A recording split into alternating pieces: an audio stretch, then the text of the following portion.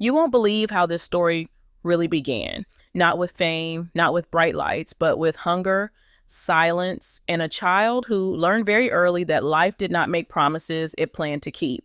Eddie Levert was remembered as a legend later, but in the beginning, he was only a small boy born in June 1942 in Bessemer, Alabama, a place where dreams rusted faster than steel. His earliest memories were not toys or comfort. They were empty kitchens, tired prayers, and parents who loved him deeply but had nothing to give except faith. Let me tell you, this is how endurance quietly entered his blood long before music ever did. His father worked brutal hours in the mills, leaving before sunrise and returning broken by night. His mother cleaned houses and washed clothes until her hands cracked and bled. Eddie watched all of this in silence. He learned discipline by watching his parents stand up every morning, even when their bodies begged them to stay down. He learned faith not as comfort, but as survival. What makes this story different? Eddie did not grow up believing he would be great. He grew up believing he had to endure. Some nights there was only one piece of bread. His mother broke it unevenly and placed the larger half into his hands. She told him she was not hungry. Eddie already knew she was lying, and that truth stayed with him for life. It taught him sacrifice. It taught him that love sometimes hurts quietly. School offered no escape. Torn shoes brought laughter. Poverty made him invisible. He carried shame in his chest, but he never let it harden his heart. That became one of his strongest characteristics later, the ability to feel deeply without turning bitter. But here is the shocking part. In a small church near his home, something changed. One Sunday, his mother leaned close and whispered, "Sing it like you mean it." Eddie sang, and something inside him opened. His voice carried pain, hope, and belief all at once. This is where it gets interesting because singing did not make his life easier. It made it possible. Music became his shelter. It gave shape to feelings he could not explain. Years later, Eddie said that church singing saved him. And at that time, he did not even know what he was being saved from. When he was 6 years old, his family packed everything they owned into a shaking truck and moved north to Canton, Ohio. They chased work, dignity, and a future. The road was long, cold, and uncertain. Eddie stared out the window, afraid and hopeful at the same time. Destiny took an unexpected turn that day, not because life became better, but because survival demanded more strength. Ohio winters were cruel. His shoes were thin, cold cut straight through them. His father's back bent further. His mother's hands cracked again. Still, every Sunday, they sang. Eddie learned another characteristic then, consistency. No matter how hard life became, he showed up. He sang to stay warm. He sang to fight hunger. He sang because silence hurt more than cold. By his teenage years, music was no longer a hobby. It was oxygen. He worked small jobs, cleaned floors, lifted boxes, and sang at night with friends in garages that smelled of oil and rust. They had no real microphones, no real money, only belief. The craziest part was that even then, rejection followed them everywhere. Letters came back saying they were not good enough, too rough, too different. Eddie folded those words and kept them, not as wounds, but as fuel. This is how discipline shaped him. He did not quit. He stayed when others left. He believed when there was no proof. In 1961, a small record deal came, but nothing happened. No radio play, no success. The group began to fall apart. One by one, members walked away. Eddie stayed. That was another defining trait, loyalty. He did not chase easy exits. He stood still and sang louder. He believed if the world would not open its doors, he would keep singing until the walls cracked. By the mid-1960s, the group became known as the OJs. They performed in small clubs, half-empty rooms, and smoky bars. Eddie sang as if history was listening, even when no one clapped. He carried hunger in his voice, faith in his posture, and discipline in his silence. He did not know then that fame was coming. He only knew survival, and that was enough to keep going. The storm seemed like it was ending. Success finally felt close. But calm was never the end of Eddie Levert's story. It was only the quiet before life demanded its highest price. The moment success finally touched Eddie Levert, it did not arrive gently. It came fast, loud, and demanding, and he was not prepared for the price it planned to collect. By the late 1960s, the OJs had started to find real attention, but let me tell you, this is how fame tested Eddie's character instead of rewarding it. Every opportunity came wrapped in exhaustion. Every small win demanded more sacrifice than the last. When the group signed with Philadelphia International Records in the early 1970s, everything changed overnight. This is where it gets interesting. Songs like Backstabbers, Love Train, and For the Love of Money did not just climb the charts, they took over the world. Radio stations played them nonstop. Crowds grew larger. Money finally arrived. From sleeping in cars, Eddie suddenly stood on stages that shook with applause. You won't believe how fast life flipped from survival to spotlight. But here is the shocking part. The fame that saved them also began to destroy them quietly.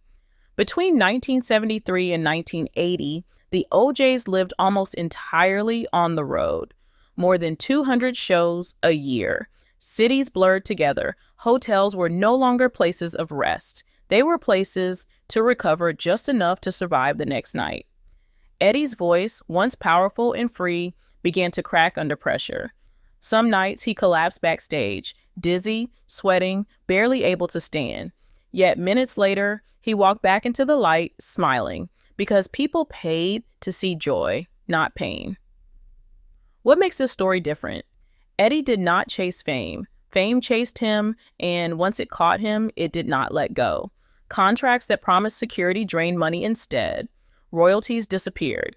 Despite gold records on the wall, Eddie realized they did not even own their own voices. Millions of dollars passed through the industry while he and his group struggled to understand why success still felt like struggle. The craziest part was that quitting felt worse than suffering. If he stopped singing, he felt like he would stop breathing. During this time, Eddie's personality hardened in some ways and softened in others. Discipline kept him moving. Pride kept him silent. Responsibility pushed him forward, even when his body begged him to rest. He believed that if he worked harder, everything would eventually balance out. He was wrong. Fame pulled him further from home. The road fed his career and starved his family. Calls became shorter. Visits became rare. He returned home, smelling of lights and applause, only to find quiet rooms and distance he did not know how to fix. Success betrayed him again when tragedy struck inside the group itself. William Powell, a core member of the OJs, passed away. Eddie did not stop to grieve. He buried the pain inside music and sang harder. Destiny took an unexpected turn because every loss he ignored quietly added weight to his chest. By the late 1970s, exhaustion nearly ended everything.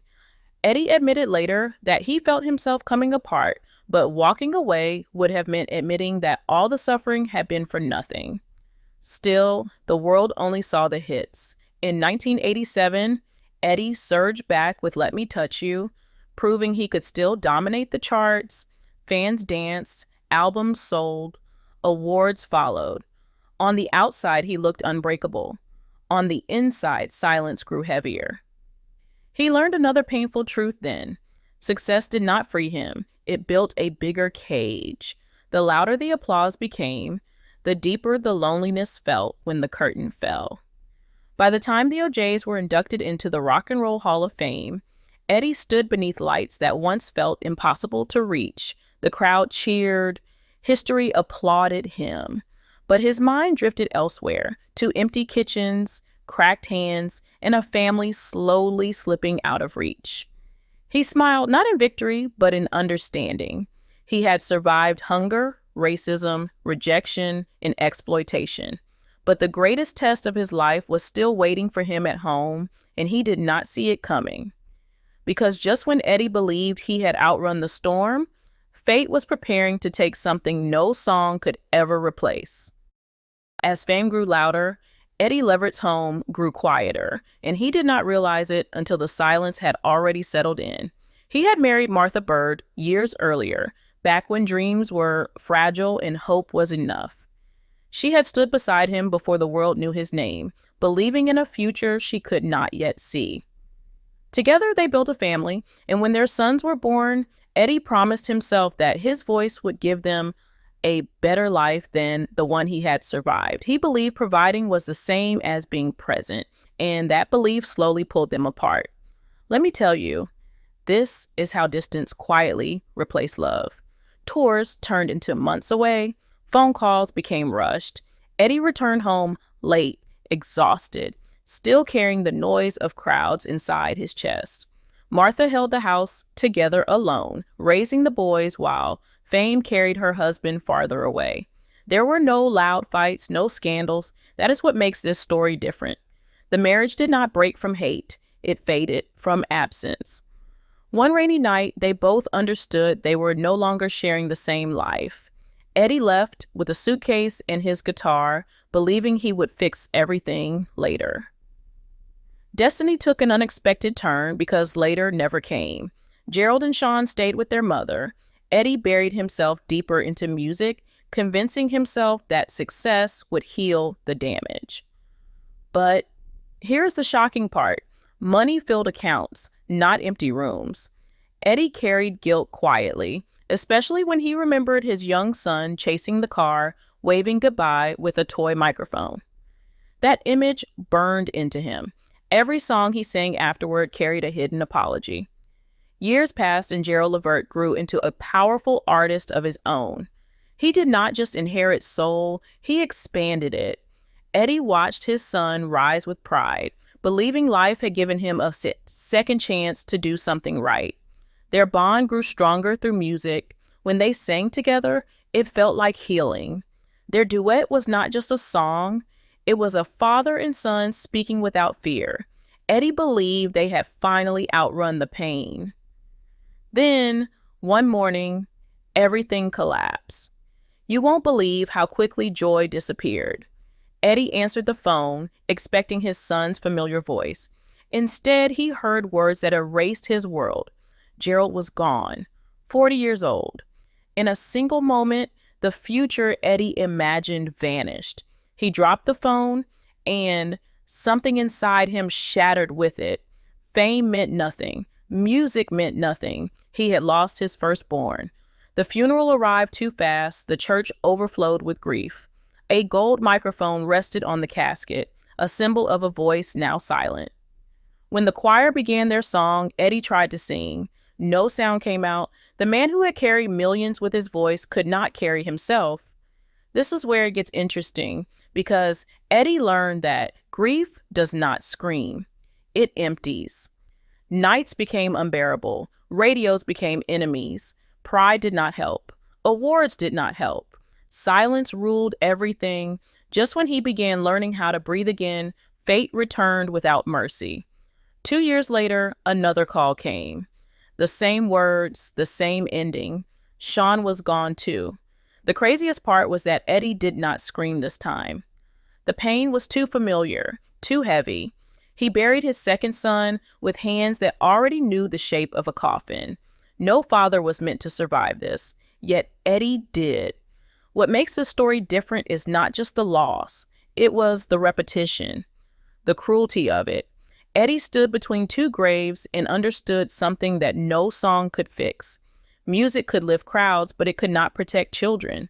That truth settled deep inside him and changed the way he carried every note afterward. He thought the worst had already happened. He was wrong, because life was not finished testing how much one heart could endure.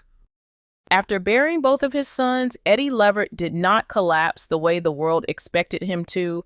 Instead, he moved like a man carrying a weight too heavy to put down. Days passed, then months, and he learned how to exist with pain rather than escape it. Let me tell you, this is how survival began for him. He woke up every morning knowing that if he stayed in bed, grief would win. So he stood up even when his legs shook and faced the day with quiet strength. Music slowly returned, not as joy, but as purpose. Eddie realized something important. If he stopped singing, then Gerald and Sean's voices would fade even faster. So he sang for them. This is where it gets interesting. Every note became a memory. Every lyric carried their names. On stage, his voice sounded deeper, heavier, as if sorrow had carved space inside it. Audiences felt the change. They did not just hear him anymore, they felt him. But here is the shocking part. Healing did not mean happiness. Eddie never stopped missing his sons. He simply learned how to walk with the pain beside him. He began speaking openly about grief, faith, and forgiveness. He admitted his regrets without excuses. He told young fathers not to trade time for money. What makes this story different is that he did not hide behind his legend. He used it to warn others. As years passed, Eddie found peace in unexpected places. He reconnected with family, leaned into faith, and allowed himself to feel love again without guilt. Destiny took an unexpected turn when he became a grandfather. Holding his grandchildren did not replace his sons, but it reminded him that life still moved forward. Their laughter softened the sharpest edges of his sorrow. The craziest part was that Eddie never blamed God, music, or fame. He blamed only himself, and then he forgave himself.